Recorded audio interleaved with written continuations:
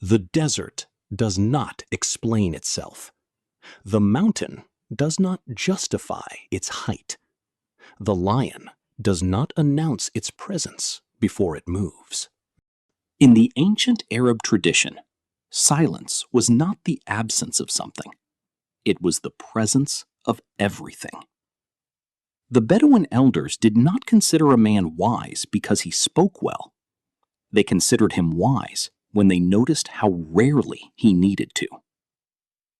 The Sufi masters taught their students to observe 40 days of near total silence before they were permitted to speak about spiritual matters. Not because speaking was wrong, but because speaking before you had truly listened to the world, to yourself, to the wisdom you were trying to transmit, was considered a form of violence against the truth. The Arab proverb tradition is full of statements about silence. One of the most repeated: if speech is silver, then silence is gold. But the Arab understanding of silence goes much deeper than that proverb suggests. Silence, in the Sufi and Bedouin traditions, is not passive restraint. It is an active discipline, a form of power that most people never develop because they are too afraid of what silence reveals. This is what the Arab masters actually taught about silence, and it will change how you use your voice. The first dimension of Arab silence is observational. The person who stops speaking first is the first to start seeing. In Bedouin culture, a guest who arrived and immediately filled the air with words was considered, quietly, untrustworthy. Not because talking was wrong, but because the person who could not sit in silence had not yet learned to be comfortable with what was actually present. The Arab negotiator, the desert elder, the experienced warrior, all were known for listening far more than they spoke in any engagement. Not passivity, strategic observation. They were reading the room, the person, the situation, gathering information that the talking person was too busy producing noise to collect. Practical application.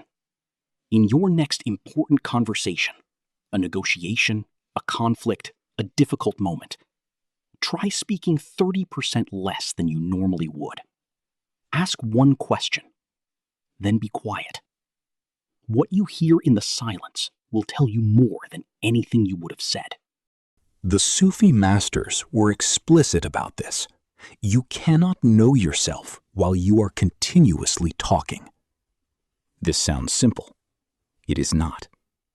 The human mind uses speech and its internal equivalent, constant mental chatter, as a defense mechanism against self-confrontation. As long as we are narrating, explaining, justifying, and filling silence with words, we are not required to sit with what is actually inside us.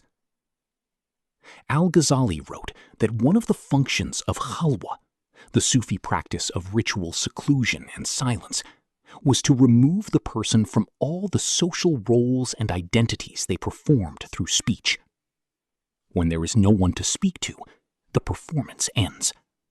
What remains is closer to who you actually are. The practice. Sit in complete silence for 20 minutes.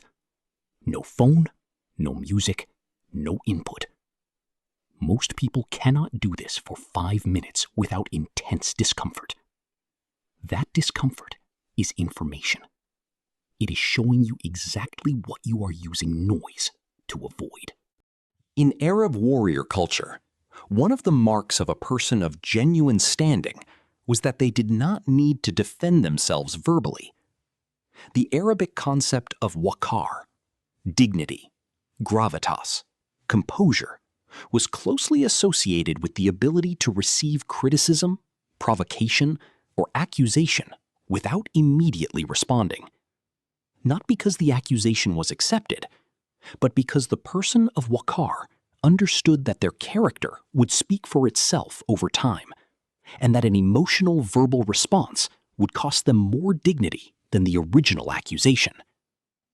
The Bedouin proverb, "The wise man does not answer every question. The fool does." Where in your life are you spending words defending a reputation that your actions would defend more convincingly than anything you could say? The deepest dimension of Arab silence is spiritual, and it is the one that the Sufi tradition articulated most precisely. Rumi wrote, "Silence is the ocean. Speech is like the river. Where does the river pour itself? Into the ocean." The Sufi understanding is that the deepest wisdom, the kind that cannot be transmitted through language, is only accessible in silence. Not because it is mystical and beyond words, but because the receptive state required to receive it is incompatible with the productive state of speaking. The masters used a specific metaphor. A cup that is already full cannot receive anything new. Continuous speech is the full cup. Silence creates the emptiness that makes new understanding possible. The practice. Before any significant decision, find 10 minutes of genuine silence. Not thinking about the decision, just silence. What emerges from that silence is almost always more reliable than anything produced by deliberate, rational analysis. The fifth and most tactical dimension of Arab silence is its use in conflict and negotiation. The Arab negotiating tradition recognized that the person who speaks last in a dispute is rarely the person who wins it. The person who holds silence longest, who can receive the other's final words, sit with them in absolute stillness, and say nothing, that person almost always controls the emotional temperature of the interaction. Because silence, in conflict, forces the other person to fill it. And in filling it, they often reveal what they actually want, what they are afraid of, and where they are willing to move. The practice. In your next disagreement, after the other person finishes speaking, pause for 5 full seconds before responding. 5 seconds of silence feels like an eternity in conflict. Use every one of them. 5 dimensions. 1 ancient understanding. Silence as observation. Seeing what noise hides. Silence as self-knowledge. Finding who you are when the performance ends. Silence as dignity. Letting your character speak instead of your words. Silence as receptivity. Creating the space for wisdom to enter. Silence as power. The final word that requires no words. The desert does not explain itself. The mountain does not justify its height. The masters of the Arab tradition understood that the most powerful thing you can do in a room full of people competing for attention is to become still. Subscribe to Desert Mind, new Arab wisdom every week.